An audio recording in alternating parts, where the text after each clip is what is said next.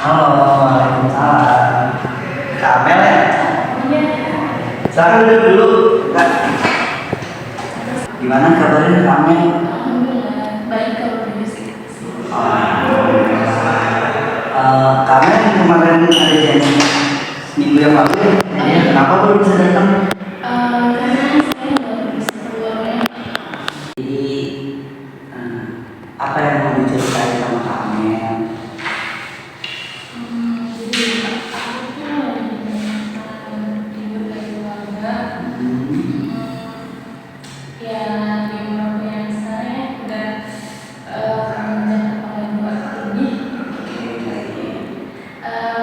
Orang tua tuh udah menentukan kapan mau nikah, kapan akan berkeluarga. Kamu nggak jadi orang tua atau ya sering dibandingkan dengan tetangga, dengan teman saya udah keluarga belum dan sering apa ya aku kayak merasa kalau apa aku ini ketinggalan ya atau malah kayak apa aku ini meninggalku ya gitu. Jadi itu jadi aku perhatiin setiap hari gitu Pak.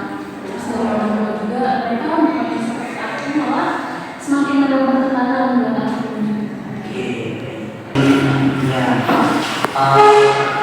Saya paham betul apa yang dirasakan sama Kak Amel, karena hampir rata setiap perempuan, nggak hanya perempuan, laki-laki pun yang berada di umur Kak Amel ini seperti 20-an ini itu merasakan hal yang sama, dan itu pun bukan hal yang salah.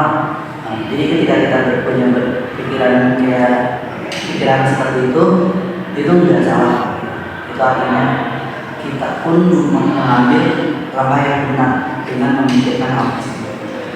Untuk soal tuntutan dari orang tua, saya rasa itu hal yang salah.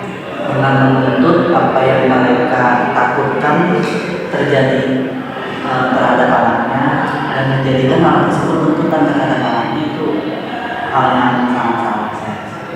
Karena bagaimanapun, pertama yang harus kita yakini adalah bahwa semua orang, baik laki-laki dan perempuan, mempunyai garis takdir yang sudah ditentukan masing-masing. Dan kita yakin bahwa setiap insan itu diciptakan dengan pasangannya. Dan itu yang harus kita takuti, karena semuanya pun sudah dituliskan, dan soal pernikahan itu bukan perlombaan.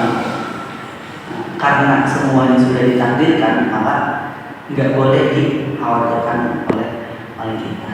Jadi gimana Kamel, saran yang saya kasih untuk tetap tenang terhadap apa yang terjadi, karena semuanya sudah ditakdirkan dan bukan berarti saya menyuruh untuk menyerah. Saya harap Kak Amel itu selalu tenang. Pasrah itu bukan berarti menyerah.